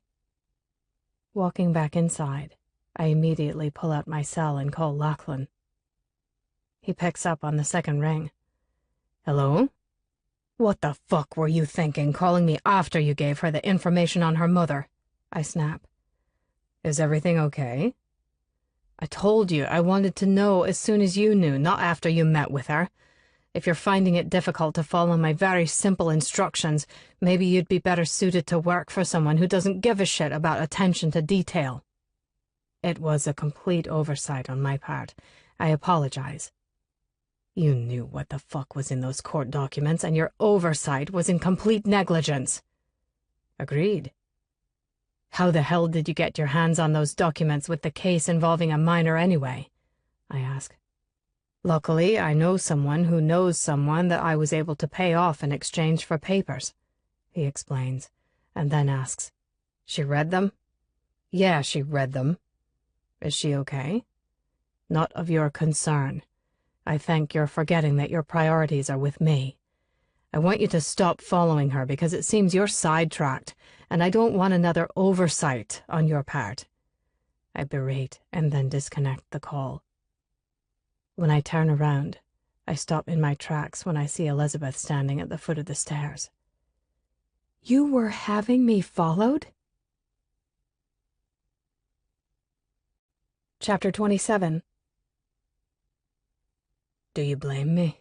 He says after I question him. And he's right, I can't blame him. How can I expect him not to be suspicious of me? His face is soured in frustration as he walks toward me. He brushes my shoulder as he passes, saying, Go to bed, and then heads up the stairs. Why am I here? He turns and looks down to me. Because I don't trust you to be alone with yourself. He begins walking back up the stairs, and a few steps later adds without making any eye contact with me, The doctor says you have a slight concussion, and I'm to wake you every couple hours. You should get some rest. Why are you so cold? You're so on and off, I question, confused by this push and pull he has with me. Certainly you don't need reminding, do you? I watch as he ascends, and I'm left alone in the silence of his home. His demeanor shifts in a snap, and I can only assume that whoever he was just talking to on the phone is the cause for that sudden snap. I don't worry about being followed because I deserve the distrust. Making my way back up the stairs, I notice the door to his room is open and quietly pad over. When I look in, he's lying on top of his perfectly made bed, his hands folded behind his head, ankles crossed, and staring up at the ceiling. I'm allowed a moment to absorb him before he senses my presence. With his body remaining still and his eyes fixed to the ceiling, he says without any inflection, Get out of my room. His tone is even, but I can hear the animosity deep within. So I go to the room he's put me in and crawl under the sheets. There's a disconnection inside of me, no doubt due to the extremities of this evening. Maybe I should be embarrassed that Declan saw me coming completely undone like he did, but I'm numb to emotion right now. My body is depleted, and to dissect this whole situation would take more energy than I have. So I roll to my side and stare out of the large windows at the full moon that lights the night's ink and slowly drift away. Whispers catch me, wrapping their sweet timbres around my heart, and gently pull me out of my slumber. Elizabeth, his soft rasp calls to me. Open your eyes. Fingers comb through my hair, and the touch sends a sparkling shiver through me, warming me from the inside and rousing me awake. Declan sits on the edge of the bed, hand cupping the side of my head as he looks down upon me. And he's so beautiful, I question if I'm still dreaming. Are you feeling okay? Exhaustion is all over me, and as much as I want to stay up with him, my eyes drop. I'm able to answer his question with a nod before sleep takes over. Light filters through my lids, and when my eyes flutter open, I see Declan moving about the bathroom. When he emerges in the doorway with a glass of water, he flicks the light off, darkening the room. I'm in a haze as his shadow moves closer to me, and when I feel the bed dip, my arm instinctually reaches out for him. Here, He says. take these. Dropping a couple painkillers in my hand, I put them in my mouth and then take a sip from the glass of water he gives me. My head falls back to the pillow, weighing 1,000 pounds and throbbing with an oncoming headache. I release an appreciative hum at the fact Declan was a step ahead of me in knowing I would need the pain relief. And with my eyes closed, the haze thickens and I sink into darkness. Gasping hard, I'm knocked out of a dead sleep as my body shoots up. Eyes flash open wide and I clutch my chest, panting loudly. My head is clouded with sleep as it strains to catch up to my alert body. Looking around my unfamiliar surroundings, I panic. Everything is disoriented. Elizabeth. My attention flies to the doorway of the room where Declan is standing, and it's then my confusion dissipates into clarity. Are you okay? He questions as he walks over to me and sits down on the bed. Yeah, I tremble. What happened? I don't know. Bad dream, I guess. We sit, facing each other, and I notice he's no longer wearing his shirt, and the moment my eyes catch it, I choke on a strangled breath. It's there, on his chest, my disgrace. The unmistakable proof. The reality of my fraudulence. My focus is locked on what remains from my twisted game. It mars his perfect body. 2 gunshot wounds branded on his left pec, tainting his chest in my scum. My pulse quickens, and when he looks down to see what has me so shaken, my heart reunites with the anguish from when I thought I'd lost him forever. My hand lifts, and he doesn't stop me when I reach out and brush my fingertips over the bullet wounds. The raised flesh that hides the deep scar tissue beneath splinters me to the core. I keep my eyes on his chest as he allows me this touch, and when my chin starts to quiver, I force my words out around the lump lodged in my throat, and the tears slip. I thought you were dead. And in an unexpected move, a tender gesture I never thought I'd get again, he cups my face and licks my tears. My hands grip tightly to his wrists as he cradles my cheeks. Closing my eyes, I lean into his mouth as he swallows my salts. In an unrushed moment, his lick eclipses into a silken kiss that erupts a wondrous rekindling inside of my womb. Whether I believe his emotions to be real or not, I pretend that they are, because I want his love so badly. I want to believe his lips are genuine and they mean exactly what my heart yearns for them to mean. I calm as we now share the same breath. My hands still cling to his wrists because I need the support of his strength in this moment. Opening my lips with his, he sinks his tongue deep inside of my mouth, claiming and binding us together. His taste is home, familiar and delicious. My body begins to swim in bliss when he lays me down on my back and my legs fall open for him. He's incredibly hard, pressing himself against me. I whimper as his kisses become more intent. His lips begin to move fervently, rapturing my mouth, and I meld to him, allowing him to take. I'd give him my last breath if that's what he desired. He's my body's epitaph. His intensity grows and we're nothing but wild heartbeats, frantic breaths, bleeding lips, broken souls. We cling, grab, and claw our way to incomprehensible closeness. His mouth finds the curve of my neck, and I writhe in pleasure as he bites me, marking my flesh, breaking through the delicate tissue, bleeding me out for him to taste. He growls deeply, chest vibrating against mine. Reaching down, he grabs the hem of my shirt and pulls it up, but quickly stops. Bracing himself above me, he looks down at my stomach, and when my eyes move to see what's pulled him away from me, my gut turns. I've mutilated my skin, gifting it with monstrous bruises. Declan drops his head, the tips of his hair brushing along my stomach. The moment my hands touch his head, he snaps up and pushes himself off of me. I sit up and instantly miss him as I watch his sudden change. His eyes narrow, then pinch shut as ache penetrates his face. What he's able to mend inside of me so quickly, he shatters even faster. He stands and walks away, depleting the goodness he just filled me with, but before he leaves, he turns back and says, "You breathe deceitful fumes. I can taste it when we kiss." And then he's gone, leaving me an empty mess, not wanting to think about the war that's going on inside of him, because that war will always cast back to me, and I can't deal with the responsibility of that burden in this moment. I'm too weak. When the sun begins to shine through the windows, I wake. My head is already throbbing as I stretch and sit up, tired from being woken up all through the night. I had a hard time falling back to sleep after kissing Declan, and when I walk to the bathroom, my darkened eyes confirm. I rummage around but find no toiletries.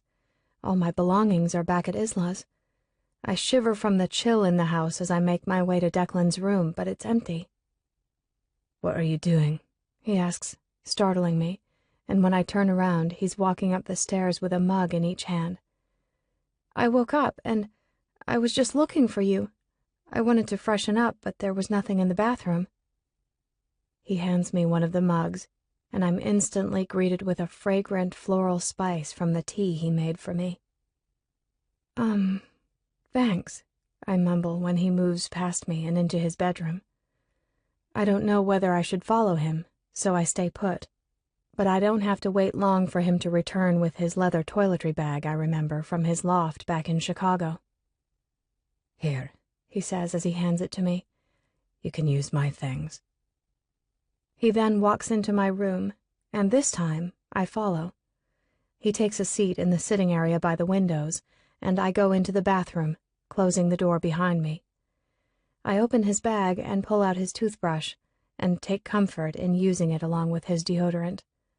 I brush my hair, careful not to rip off the bandage the doctor put over the scab on the back of my head. When I walk out, he's made himself comfortable, looking pulled together in slacks and a crisp charcoal button-up. But I can see the exhaustion in his eyes as well. I walk over and slip back into bed, covering up in the warm blankets, sitting against the upholstered headboard. I take a sip from my cup of tea and look over to Declan, who's flipping through a stack of papers. "Are those—" He raises his head and says, "I wanted to know what upset you, so I took them from your room." Have you... I fumble with my words as my anxiety picks up, remembering what I read. "I figured it would be best to talk about this and deal with it head on instead of it taking control over you." Shaking my head, I tell him, "I don't want to talk about it, Declan." "Why?" Putting the tea aside on the nightstand, I wilt down in the bed and give him my honest thoughts. "Because it hurts too much. Because talking won't change it. Because my life is already too screwed up for me to handle." He sets the papers down on the coffee table in front of him, leans forward, and says, "Ignoring it is only going to make it hurt worse. That's your problem, Elizabeth." Shaking his head at his near slip, he looks back to me and continues, "You hide everything, and when you do that, you give those things power over you." "I don't." "You don't think so?" "No," I respond, and he releases annoyance in a sigh, saying, "Then explain last night to me." "That wasn't—" "Have you looked at yourself lately?" he chides. "A woman who's in control wouldn't be smashing her head into a fucking wall." "You don't understand. I defend. Then please, explain it to me. Make me understand why your body is covered in contusions. His glare is sharp, pinning his frustrations to me as I sit here awkwardly. Knowing how Declan saw me last night, knowing the things I've revealed to him, I feel denuded of my armor I'm used to hiding behind. I've laid myself bare to this man, but now I want to hide again. I want to throw the facade on and lash my crude words at him, push him out of the honesty I've been giving him. But he sees me wanting to avoid when he presses, I want you to tell me why you're determined to destroy yourself. Tell me why. Shaking my head, I stutter. I don't. You wouldn't understand. I can't. Why hide now? Why? Just talk to me. Tell me. But I doubt he would even understand if I told him. I barely understand it myself. As I continue to avoid answering, he stands up and walks over to me, sitting on the bed in front of me. His closeness, especially after kissing him last night, unsettles me, and I let my fear grow. With a rigid tone, heavy with his brogue, he says, Help me figure you out.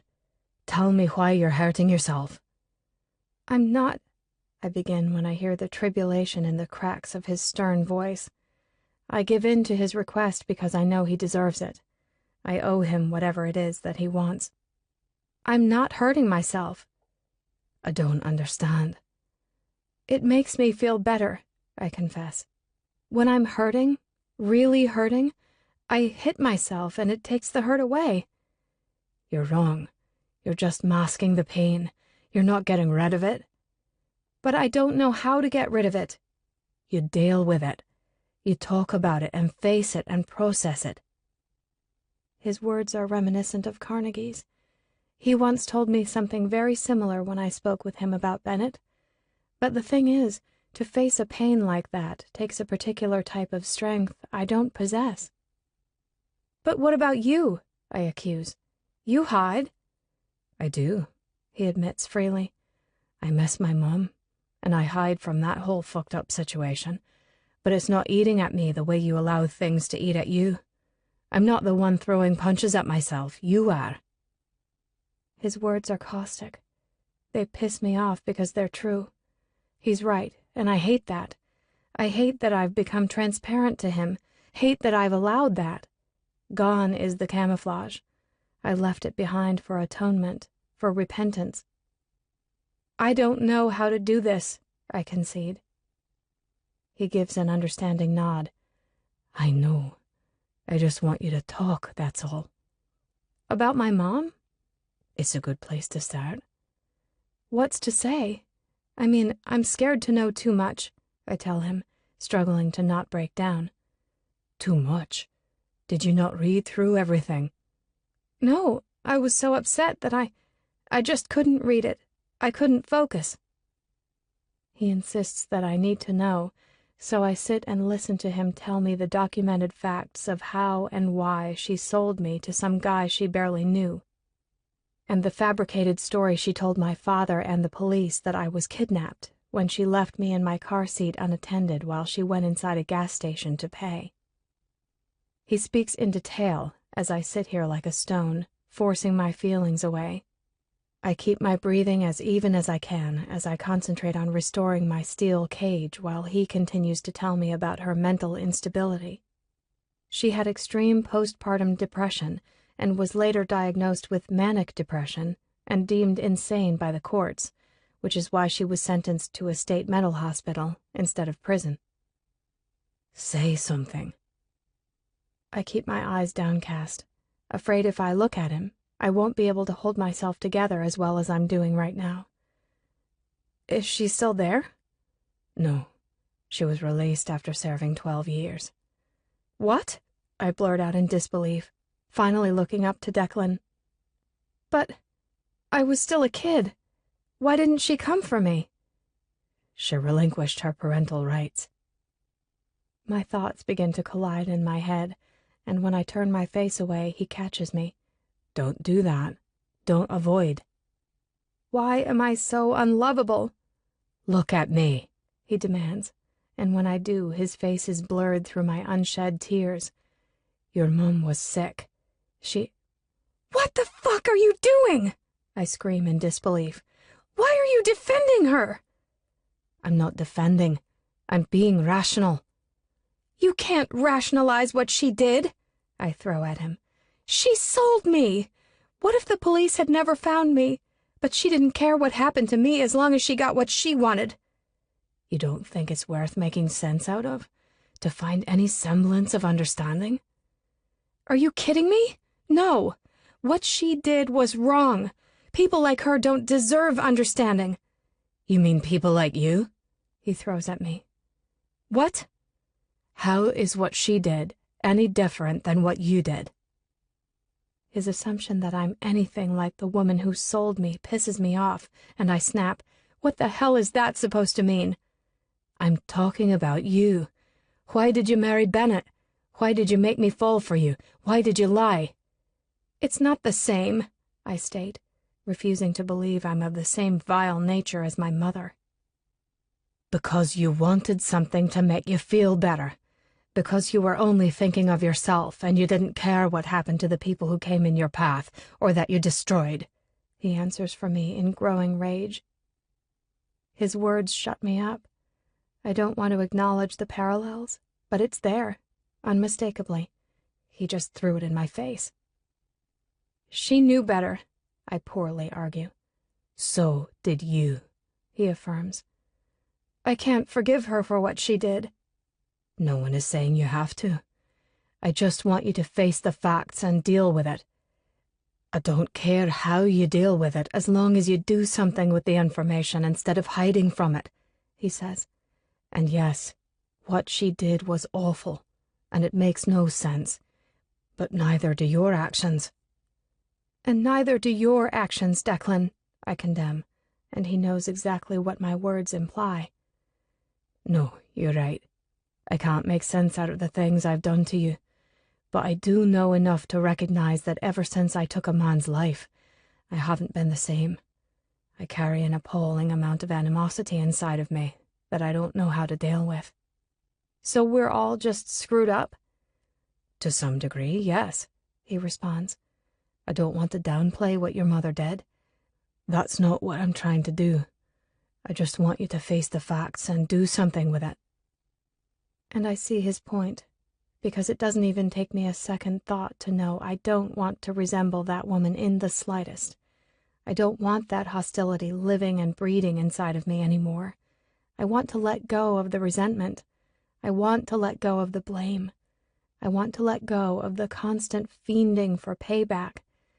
But sometimes we don't get what we want, and even though I want to be without it, a part of me will probably always want to hang on to it. Chapter 28. I aim my foot to land on the small patch of snow, just to hear it crunch under my rain boot. The sound brings me a tiny piece of joy as I walk the grounds. The snow started to melt away yesterday when the sun finally peeked out from behind the heavy blanket of gray clouds. But today is another dank day, cold and damp. Declan still has me here at his house. He took me back to the Water Lily to pack some of my belongings, but I'm still paying for the room because he told me this arrangement was simply temporary until I was well rested and feeling better. This is my second day here, and I've hardly seen Declan. He spends most of his time up on the third floor where his office is. When the sun came out yesterday, he suggested that I soak up the vitamin D, so I decided to enjoy the grotto. I spent hours inside the clinker structure. He has a small round table with 2 chairs set in the center under the glass ceiling. Even though the temperatures were in the 30s, the sun warmed the room where I sat and daydreamed like a little girl, as if that grotto was my palace, and I, the princess captured, waiting for my prince to save me. And now, as I walk the grounds, stepping from snowpatch to snowpatch, I feel myself imagining this fabulous property as my magical forest, winding through the trees, up small hills, passing flower gardens bedding the blooms that will emerge in the coming months, as well as benches and man-made stone and pebble creeks. I wish for one of the creeks to be the mythical Lethe that Declan and I could drink from to vanish the past into a vapor of vacuity, to eradicate the sufferings of our souls. It's as if this is the forest I spent my childhood searching for. I used to sneak out of my foster homes during the night in a fit of wanderlust, hoping to find the place my father told me about. The fairy tales of kings and queens, flying steeds, and of course Carnegie, my lifelong caterpillar friend who used to fill my dreams. He hasn't come around since that night when I turned into a caterpillar as well. He's been replaced by the corrosive memories of my past, and when I'm lucky enough, empty nights of blank space. I find a spot up on a hill to perch myself. I sit, and my pants dampen, seeping up the melted snow that soaks the earth beneath me, but I don't care because I'm at peace. I fold my legs in front of me and look down on this house that, for now, I imagine is my kingdom. And when I close my eyes and lie back on the sodden ground, I believe that the man hiding away in his office at the top of the castle is my prince. I breathe in the essence of the innocent childlike dream, and I'm 5 years old all over again. Dressed in my princess gown, I see my father holding the bouquet of pink daisies, his face still a crystal-perfect image in my mind. Although 23 years have passed, I'm still a little girl, and he's still my handsome daddy who can fix anything with his hugs and kisses. "You're so beautiful," his voice whispers through the wind, and my eyes flash open when I sit up. My heart flutters at the realness of his voice, and then I hear it again. "Where have you been, sweetheart?" "Daddy?" My voice rings high in optimism through the breeze blowing through the trees above. "It's me." Looking around, I see no sign of anyone. I know this isn't real, but I don't care. I let whatever chemical my brain is spilling take me away, and I give in to the illusion. "I miss you," I tell the wind that carries wishes coming true. "I miss you too, more than you'll ever know," he says, and I smile at the way his voice warms my chest. "What are you doing out here in the cold?" "Escaping." "Escaping what?" "Everything," I say. "Being out here and exploring transports me back to a place of happiness, where evil doesn't exist and innocence isn't lost." "But what about down there?" I look down to the house as he continues. "Why can't you find that inside those walls?" "Because inside those walls lies the truth, and the truth is, evil does exist, and innocence is just a fable." "Life is whatever you want it to be, sweetheart." "I don't believe that," I tell him. "I don't believe we are stronger than the forces of this world." "Maybe not, but I'd like to think of my little girl as someone who would fight for her fairy tale." "I've fought my whole life, Daddy. I'm ready to throw in the towel and give up." Who are you talking to? Turning my head, I see Declan standing off in the distance. "I'm not crazy," I instantly defend. He begins walking towards me. I didn't say you were. But if I did what my soul is screaming for me to do, he would. Because right now, the emptiness that refills what my father just warmed makes me want to cry out at the top of my lungs for him to come back. It roils inside of me, panging on the strings of my heart, but I mask it for fear of completely breaking down. Declan sits next to me, and I deflect, teasing. "You just might destroy those slacks, sitting in the slushy dirt with me." He looks at me, and his expression is hard to read, but it's almost despondent. When he doesn't speak, I ask, "Why have you been hiding in your office?" "Why have you been hiding out here?" he counters. "I asked first."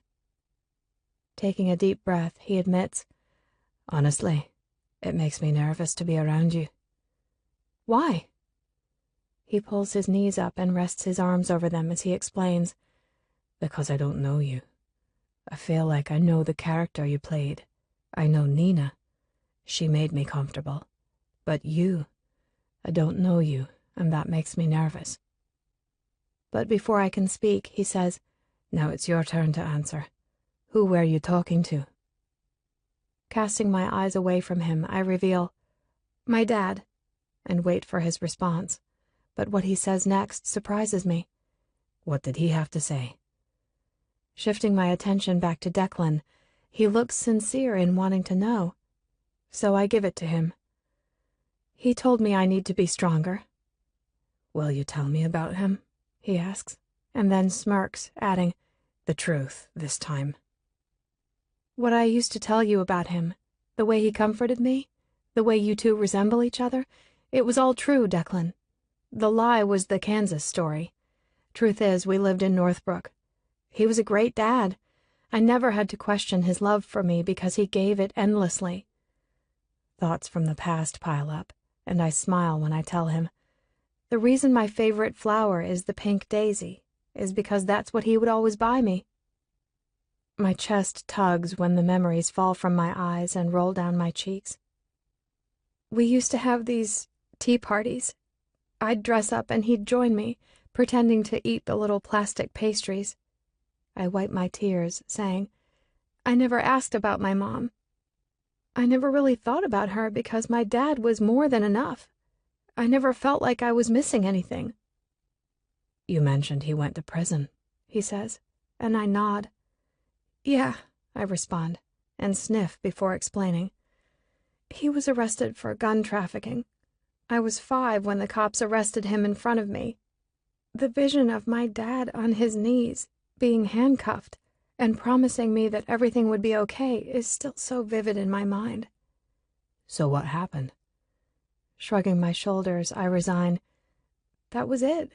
I never saw him again. I went into foster care and had the shittiest of caseworkers out there. He went to Menard Prison, and I wound up in Posen, which was 5 hours away." "Nobody ever took you to go see him?" "No. My caseworker barely made time to come see me, let alone drive me across the state. But she did make the time to come tell me my dad had been killed in a knife fight." "How old were you?" 12. He reaches out and takes my hand, turning my palm up. His voice is gentle when he says, "You didn't answer me when I asked you this before, but I need to know." He then drags his thumb over the faint white scars on my wrist. "Tell me how you got these." My head drops in embarrassment, not wanting to add another layer of disgust on top of everything else he knows about me. With my hand still in his, he takes his other and covers my wrist with it.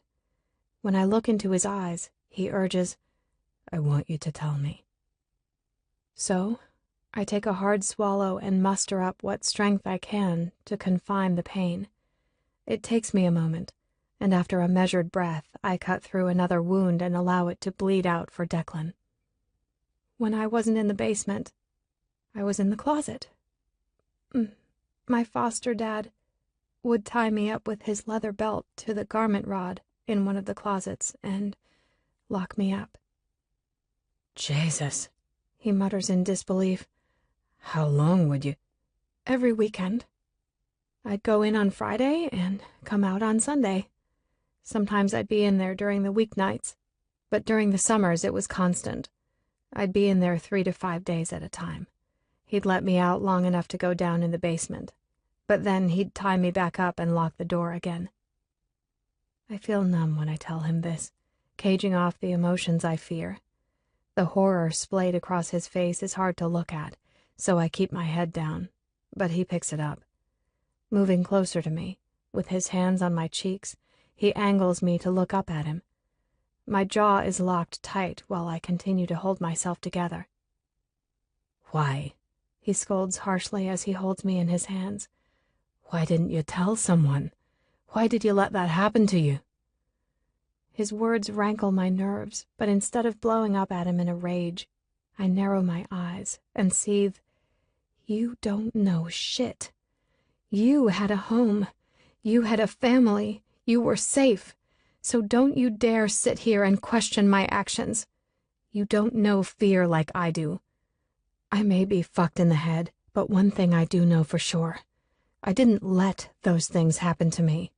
What happened wasn't my fault, so fuck you for blaming me. I jerk away from him and stand up, but he's quick when he meets my moves and grabs my arm. He pulls me back to him, and when I try yanking out from his hold, he tightens his grip. "Let go of me!" I yell, but he says nothing as I struggle my arm free. I don't wait another second and start walking down the hill away from him. I don't expect anyone to understand my childhood, but to think a little girl would allow someone to debase her like I was is fucking crazy. "I'm sorry," his voice hollers down to me, but I keep walking. "Elizabeth, stop!" I do. I instantly stop the moment I hear his voice break.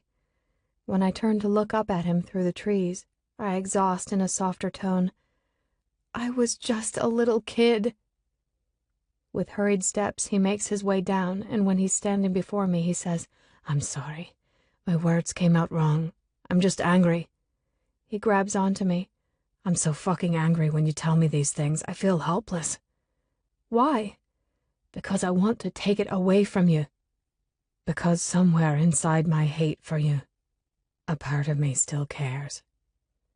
Staring up at him, I know better than to leech on to the goodness and hope of what he just said, so I ask, "Which one is it? Do you care more than you hate?" I watch the tension strain through his eyes, and a moment passes before he answers, "No." His honesty burns and sinks down inside of me. I question why I'm even here if he hates me so much. I feel like a game to him, but I don't even know what he's gaining from playing with me like this. Shrugging out of his hold, I take a couple steps back from him before demanding, "Take me back to Isla's." "No." "It wasn't a question, Declan. I'm leaving," I tell him, and then turn my back and rush back toward the house, fuming mad. I move quickly, doing my best to avoid ice patches, when I hear his heavy footsteps behind me. Looking over my shoulder, he's moving fast, but I'm too angry to face him right now, so I pick up my pace and start running from him. "Elizabeth, stop!" he shouts from behind me, but I don't, and with each of my strides, my armor cracks. His words just reminded me how alone I am in this world. Foolish of me to think maybe he wanted me here for the sake of wanting to be near me. When I finally reach the house, I make my way around the back, but he catches me. His hand locks around my elbow, and when I stumble over my feet, he swings me around to face him and loops his arm around my waist. I cry out when he picks me up, lifting me off the ground. In a flash, he has my back pressed against the side of the house, his body pinning me to the stone. With him flush against me, both of us panting heavily, I don't fight him as emotions overflow between us. He doesn't speak, and neither do I, and before I know it, without thinking, my arms wrap around his neck. Our eyes are locked, never straying. He rests his forehead against mine, and my heart beats uncontrollably when he moves his hands to my pants. With our heads pressed together, staring into each other's eyes, revealing the unfamiliar emotions we're both experiencing, his cold fingers press against my stomach as he unzips my pants. He shoves them down, and I fumble, kicking off my shoe and working my one leg out of them as he unhooks his slacks. The foggy vapors from our heavy breaths swim between our mouths, and suddenly, his hands wrap behind my knees, lifting me up. I lock my ankles around him, and the instant I feel the heat of his cock against me, a couple tears escape and fall down my cheeks. He grips himself in his hand and presses into my folds, wetting his dick as he runs his burning tip through the slick warmth of my pussy. My arms cling tightly around him when he barely pushes the head of himself inside, teasing me, tugging at my opening. Clenching my thighs around him, a few more tears fall when he finally pushes himself inside of me. I moan in carnal heat when he buries himself in my body. My heart leaps at the connection that soothes all the friction away. I'm finally pacified and free. I revel in knowing he has the antidote to clean the rot in me. I'm like the angel of martyrdom, and he's the bezoar that purifies. "Tell me you're not leaving," he says on a heavy voice that edges on violence, and I yield to him, saying, "I won't leave." because I'd do just about anything for him in this moment to keep his touch. And with my words, he takes my mouth in a savage kiss as he begins fucking me with powerful, deep strokes. His eyes blacken in primal lust as he takes me, driving me back against the wall with each of his urgent thrusts. The sounds of my moans mixed with his heady pants filled the air around us. His body grows rigid when he moves his hand to my throat, wrapping his fingers around my neck in a light choke. He releases a husky growl, and I can feel his cock strengthen and throb inside of me. "Touch yourself," he orders, and I obey. Licking my fingers first, I drag them down to my swollen clit and begin rolling them in soft circles. My eyes swim out of focus as our bodies reunite consensually for the first time in months. His grip constricts around my throat, depleting the amount of air I'm able to take in, but I don't panic as my body finds comfort in the familiarity of his tender force during sex. "Put it inside of you so you can feel me," he instructs, and I reach down a little further, my neck pushing against his hand as I slip my finger alongside his cock, sinking it in my pussy at the same time he slams inside of me. I pump my finger in rhythm with him. Touching us in this way, feeling the warmth of our mended bodies, slick in arousal, it's too much. "Oh, God," I mewl loudly as I feel my walls pulse around my finger and his cock. "Don't ever walk away from me again," he scolds. "Never." "You wanna come?" "Yes."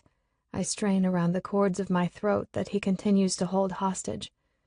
And in his feat of control over me, he orders, "Ask permission." "Please." My body rises in a fiery storm amidst the nearly freezing temperature. "Ask." "Please," I repeat in a breathless whimper. "I need it." "Don't do it. Don't defy me," he warns. And when I reach the brink, I clamp my thighs to his hips with as much strength as I can to slow him down. Holding on to my breath, I fight with everything in me to ward off the orgasm that's about to erupt. "That's it." He delights in his power over me. But I can't hold on. Looking in his eyes, I give in. "Can I come? Please, I need it." "You want it?" he taunts. "Yes." "Fuck yourself faster," he instructs, and I do. I lose all control and begin fingering myself against his cock that swells inside of me, spurring my explosion. I come. Hard and wild. Every muscle in my body tightens in spasms of euphoria, bucking my hips into Declan, greedy to keep the pleasure going. And then I feel his release. He soaks my finger that's still inside of me, fucking myself while he fills me up. I don't stop moving as his cum seeps out of me, running down my hand. His teeth grit as he keeps his eyes on me the whole time, and I watch him grunt in pleasure through the shatters of light that fracture my vision into 1,000 prismatic flakes of pure ecstasy. When our bodies slow, he lets go of my neck, and my head falls to his shoulder as I allow my body to slack against his. He holds me for a moment while our hearts calm and we catch our breath. I wish for frozen time, forgotten sins, and never-ending love. But I know this isn't love on his part. I'm not sure what it is, but I know it isn't that. I want it to be, though.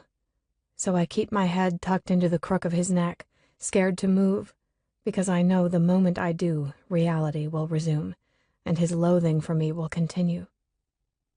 I wrap my legs tighter around him, wanting to prolong having him nestled inside of me, but my attempt at pushing time away doesn't last.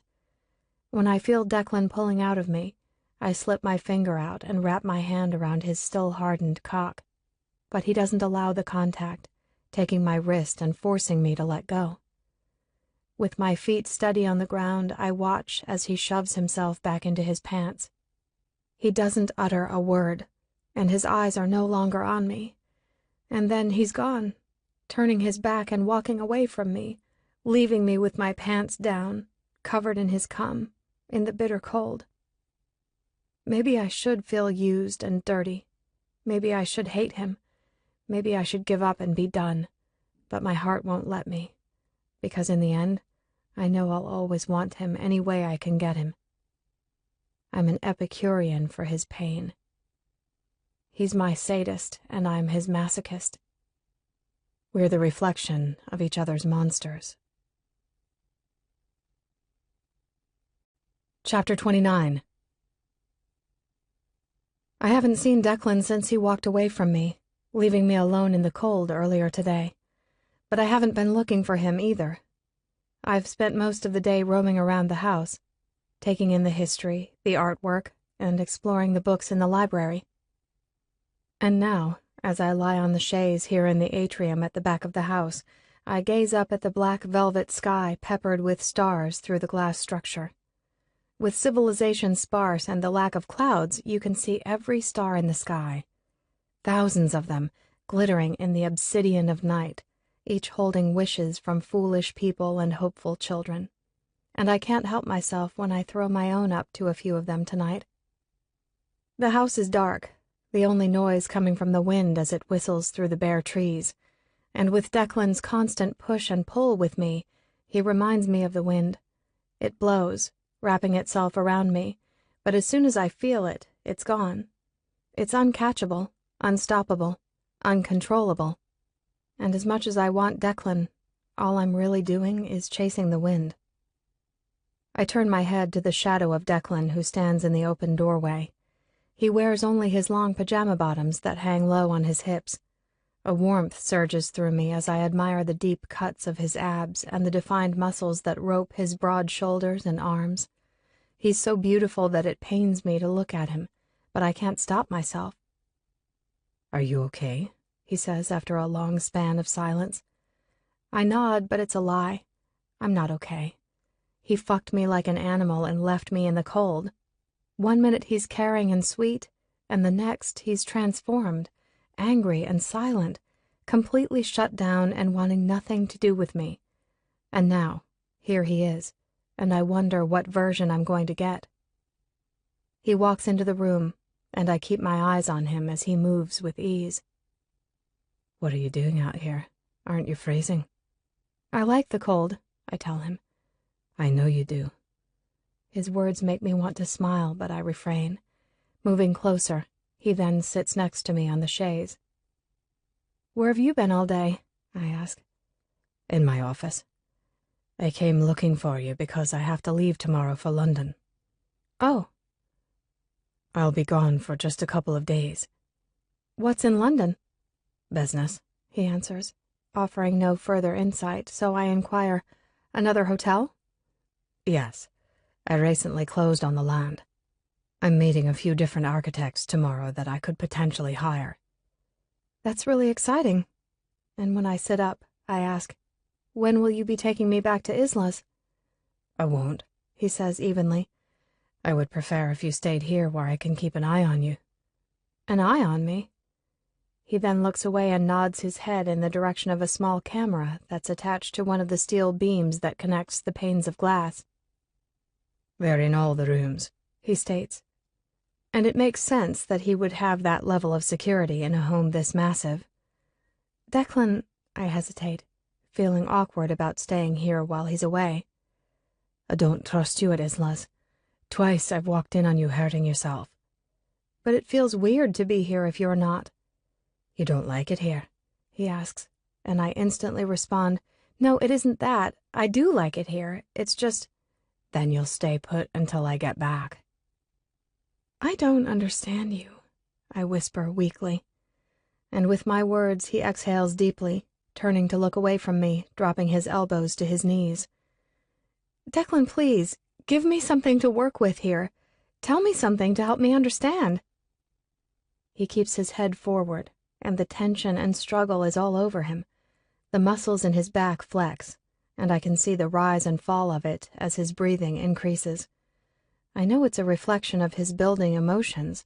I just wish I knew what they consisted of. I want to touch him, but I'm afraid it will piss him off and he'll leave again, so I keep my hands in my lap as I simply watch. When he finally speaks, his voice cracks along with my heart as he says, Your voice. The moment I heard your voice after I was shot, I did everything I could to fight my eyes open just so I could see you. I'd already read the file. I already knew you had been lying about everything. But a part of me... His voice slips before he takes a hard swallow and looks over his shoulder to face me, continuing. A part of me wanted to believe I had gotten it all wrong and that it wasn't a lie. But when he said go, and you did so easily, leaving me to die... His face contorts with the pain he's fighting to hide. No one has ever made me feel so worthless and disposable. I was scared. My words tremble, not knowing what else to say. I was so scared. I was too, and you left. I hold my breath as I stare into his eyes that harbor the scars I inflicted. The burden of guilt that consumes me is paralyzing as I watch him expose the fragile pieces he hides so well. He's a man who is nothing but strength and control, but in this quiet moment, he reveals just how broken he is. Broken and hurt, and it's all because of me. When I came here, he starts again. I wanted nothing to do with you. I wanted you dead. But then I found myself outside with a shovel, digging up the flower bushes that surround the house like a fucking maniac, losing my mind. Why were you digging them up? Because you told me you hated the color purple, and those shrubs bloom purple flowers in the spring. And that's the dagger that impales my facade of strength, and my body restrains to not completely burst into tears. My head has been so fucked up because I can't get you out of it. When I was 8 years old, I begin, needing to speak because the sound of his voice is too upsetting for me. So I distract myself and reveal another part of my past, another denouement for him. I wound up being moved to a different foster home, the one that would make me believe that monsters were real. I was terrified to the core, and when I was shown the room I'd be sleeping in, all the walls were painted purple. Declan's hand finds my cheek as I continue to talk. All the years of torture and abuse were stained in purple. His other hand covers my other cheek, and he holds me. I don't want to lose the touch, but I need more to remedy the sour bile that ripples in my stomach. Mirroring his affections, I cover his cheeks with my hands. A rush of comfort wraps around me as I feel the crackle of his unshaven jaw under my hands. I tug him in, and he comes to me willingly, touching his lips to mine. We don't move as we rest peacefully against each other. The moment fractures when he abruptly pulls away. My hands fall from him as his clutch tightens around my face. I can feel the strain in his hands as their nerves vibrate against my cheeks. His body locks up. The corded muscles banded around his shoulders contract. "Why?" I breathe. "Why do you turn so cold?" He grinds his teeth, and his eyes flare disdainfully at me. Because I don't want to be this close to you. Because I despise you. Because you're a scheming witch. His tone stabs like an ice pick, and I wonder if it will always be this way with us. If he truly is incapable of allowing himself to ever be vulnerable with me again, maybe he's destined to be the yearning ache of my heart. La douleur exquise. Then why have me here? Why don't you throw me out? Tell me you hate me. I do hate you, he sears. So why touch me, kiss me, fuck me? They're my sick cravings, he admits. The hunger grows worse the more I feed it. And the scheming witch he just accused me of being comes to life, because with him, I want to be selfish. I want him to be mine and no one else's. I know I'm narcissistic when I tilt my head to the side, presenting him with the soft skin of my neck, but I don't care when I invite him to take, saying, "Then feast." You don't want me this way. I want you in every way. His growl is low, deep within his chest, but far from the heart that beats in deadly ways. He's a degenerate of love, but I want him regardless. He stands and demands, "Strip, and when I return, I want you on your knees." face down on the floor and ass up. And he just made me feel like I'm a child and taking orders from Carl. I watch as he walks out of the room, and I begin to question if it was a lie. If I really do want him in any way I can get him. Because right now, I want to barrel my fist into his dick for ordering me to expose myself in a humiliating position on this freezing concrete floor. As much as I want to spit my acrid words at him, I know the derelict I am. So I do as commanded. I strip. And when I walk to the center of the room, I kneel down. With my knees parted, I lower my bare chest onto the ice-cold floor, whimpering against the scathing chill that bites the tender flesh of my nipples. Stretching my arms in front of me, resting my cheek on the floor, I spread my knees wider, lift my ass in the air, and close my eyes while my heart beats wildly. Presenting myself in degradation, I wait. And I wait. And I wait. Time passes. I'm not sure how long I've been in this position when the muscles in my legs begin to burn and cramp. My body grows colder with each minute lost with no sign of Declan. Shivers overtake, and when I can't hold on to this position any longer, I let my body fall to the side. Lying here naked and mortified, I finally blink out the tears as I pull my knees into my chest and quietly weep. Was this his plan? Was this a punishment? To shame me, knowing he wasn't going to come back for me?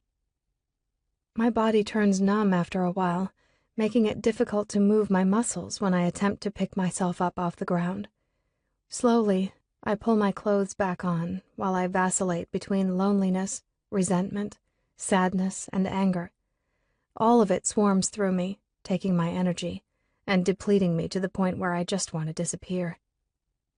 Wrapping the blanket around me, I walk into the kitchen to get a drink. And when I do, I notice a car down at the gate on the intercom monitor. The windows are darkly tinted, so that when I move closer to the black and white screen on the wall, I can't make out the person who's driving. But then the car starts to back up, and when it drives away, I begin to wonder about the life Declan has here in Scotland and the people he surrounds himself with, if any at all. I only know about Lachlan, that's it.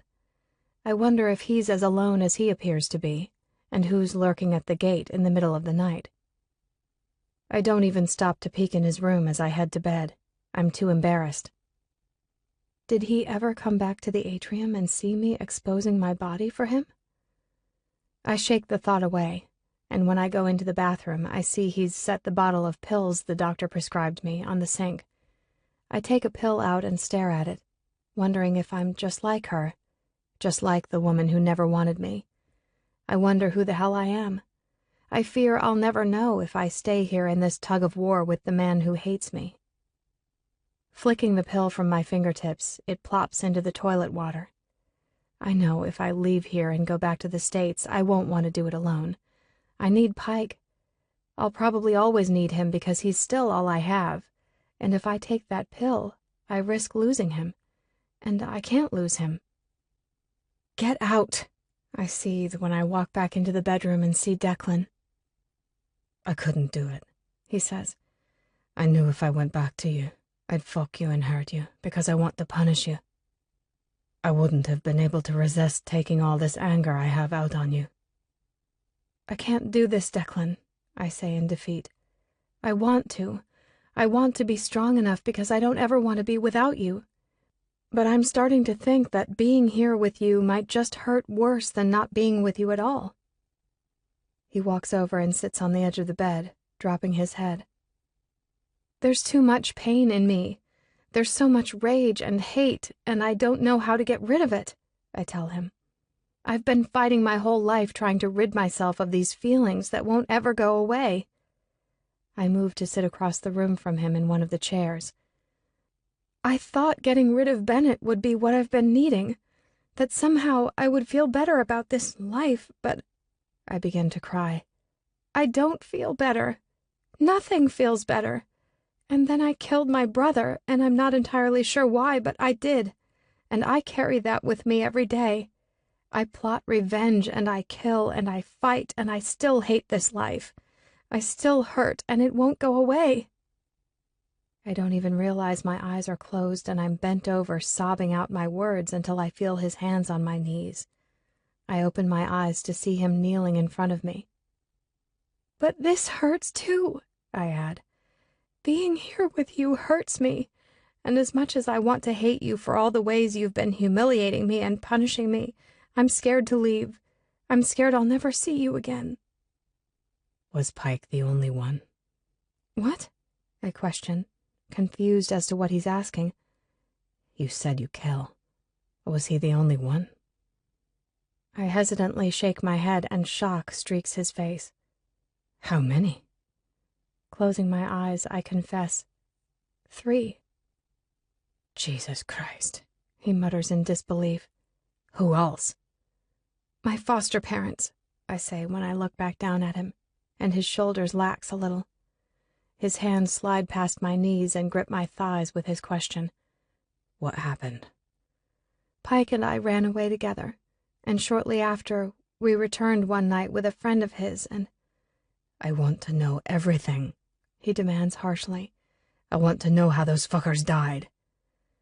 Pike and his friend, Matt, they tied them to the bed and dumped a couple containers of gasoline on them, I say. I remember standing there, watching them scream and flail around, trying to break free. Matt handed me the match like it was a gift, wrapped in the most delicate silk bow, and it was. When I struck that match and threw it on that bed, it was the greatest gift anyone had ever given me, I cry. Those sick fucks destroyed every piece of me. But here's the really sick part. As happy as it made me to kill them, it still wasn't enough. It's never enough, Declan, because I'm still so alone. I still feel worthless and disgusting, and all I ever wanted was the one thing Bennett took away from me. I miss my dad. Declan pulls me out of the chair and onto the floor with him as I lose myself to the emotions I'm so used to caging up. He cradles me in his arms, gathering me up completely and pressing me tightly against him. I miss him so much. It hurts so bad. But then I met you, and it took me a while to see it, to see how I felt about you, because I'd never experienced that feeling before. I'd never loved like I did with you, never opened myself up like that. And when I look at you, I see parts of my dad in you, the way you'd comfort me and love me. No one has ever given me that. What about Pike? He was my brother. It was different. With you, I finally felt like I had a home, but I knew I had destroyed our love from the beginning. I knew we never had a chance. But that didn't stop you. I was selfish. I knew that no amount of time with you would suffice to make it easier for me to walk away. His eyes only take a second to scorn. The flip is instant, like it always is with him, and I know what set him off when he spews, "But you did walk away." I don't know what else to say, so I plead for penance in the absence of words. And as we sit, his touch on me fades as his animosity breeds. It stirs in the reticence between us, and I know our expiration date is near. The awareness that we have this death sentence over us makes me want to do 2 things, but I don't know which one to choose. Do I run away, or do I stay and watch us die a painful death? Chapter 30. I've been driving around the countryside trying to find the house the old lady at the water lily told me about. I was able to track Nina down once I found out she was going by Elizabeth Archer again. Made my life a little easier, and when I found out where she was staying, I was grateful when the owner was forthcoming about where I could find her. She never doubted me when I lied and told her I was Elizabeth's uncle and had been trying to get in contact with her. I had to laugh to myself because when Bennett had me follow her not so long ago, she was the easiest little thing to trace. And now, exactly as I thought, she's with the same bastard she was with back in Chicago. But now I've wasted the light of day because this fucking town isn't very considerate with street signs. I round yet another bend in the road with no houses in sight. I slow down, peering out the window, when my headlights catch a small plaque on a stone wall, and it's then I see Gates. Slowing more, the sign reads what I was told it would: Brunswick Hill. Checkmate, I mutter under my breath as I kill the headlights and pull up to the gate. Stepping out of the car, I look up the steep hill but can't see anything in the dark. No lights, nothing. Fuck. Getting back behind the wheel, I decide to just call it a night. I know that beyond this gate, they are more than likely here. For now, I'm tired as shit, but at least I have my stakeout position. And knowing there's a manhunt back in Illinois, my next steps need to be quick and deadly. Chapter 31. I can still feel the vibrations that ricocheted through my bones with each gunshot. The two that Pike fired into Declan's chest, and the single blast from the gun I held that took my brother from me. The sound is something I'll never forget. A bang so loud it knocks your shoulders back, deafening and startling. And when the mark is hit, the ice your heartless heart pumps fills your veins, and you know you'll never be the same again. Forever changed. Forever a monster. Each bullet leaves a soot stain on your soul that you can't get rid of, and you never forget the taste of burnt gunpowder on the back of your tongue. Each life you take brands you for eternity. I hoped it wouldn't. I hoped the after effects would wither away as the echoes did. But if there's one thing I've learned in this life, it's the realization that echoes live forever. I may no longer hear the screaming demons of my past, but they do indeed continue to scream. It's a reminder that you're never truly free. I don't know where I'm going or what I'm doing, but I don't think this is the place for me. I've been lost in my head all morning. Declan left at sunrise for the airport. When he did, I needed to find comfort and realized I left my doll behind. I called Isla to tell her I would be stopping by to collect the remainder of my belongings. Since he took the SUV, I take his Mercedes Roadster to Isla's. As I pull up to the charming house that I've stayed at since my arrival 2 weeks ago, I know that as much as it hurts, there's nothing here for me in Scotland. I never knew what it was I was looking for when I came here. The last thing I thought I would find was Declan alive, but I did. And maybe that's gift enough, to know he'll go on and that his life wasn't sacrificed because of my deceit. The key is under the ceramic planter, right where Isla said she would leave it. I walk in, and even though I've only been at Declan's for a couple of days, it feels much longer. But then again, each day with him is filled with insurmountable emotions and conversations. It's taken a toll on me, having to face my past and confess the truths I've hidden for so long. The hardest is having to see the pain Declan battles inside of himself. Pain that was birthed because of me. I own it. He endures it. I head upstairs, and after finding my doll, I begin to pack my things and focus on keeping the dread at bay. I wish I had direction. I wish I knew what I'm doing and where I'm going. It's a heavy emotion to carry, to know how alone I really am, but I fight to keep myself numb to all the questions there are no answers for. I move faster the more my thoughts wander. Flashbacks of what's occurred in this room begin to gnaw, and when I walk over to the bed and grab my phone that I had left behind, I freeze.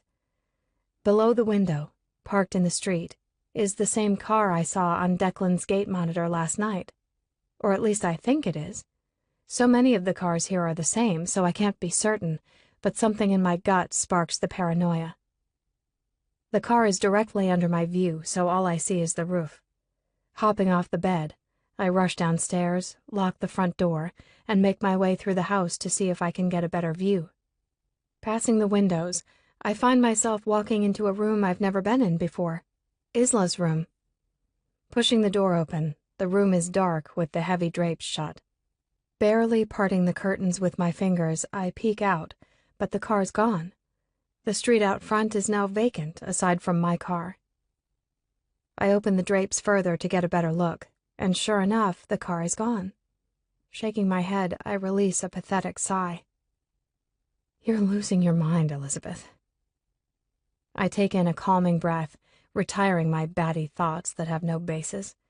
I turn my back to the window and close my eyes as I laugh at myself. When I open them back up, I take in Isla's room. Scanning around, I walk over to her nightstand to look at the book resting on top. I'm running my fingers along the cover of Madame Bovary when I notice a collection of photos on the mantel above the fireplace. I move slowly along, looking at each picture. Oh my God. Picking up the tarnished silver frame, I hold it close as I look in disbelief. I wonder if this is the foolish paranoia that remains from the car outside, or if this is exactly what my eyes believe it to be. How did she get this? Why does she have a picture of him? He's younger than what I've ever seen him, a little boy, but the eyes are irrefutable. There's no mistaking what I know so well. It's him. But why? The doorbell rings, startling me, and I drop the frame, cracking the glass as it lands on the wooden floor. Shit. Scrambling, I pick up the small frame and tuck it in the back of my pants as I run to see who's at the front door. Before I make it, there's a loud knocking. Elizabeth, you in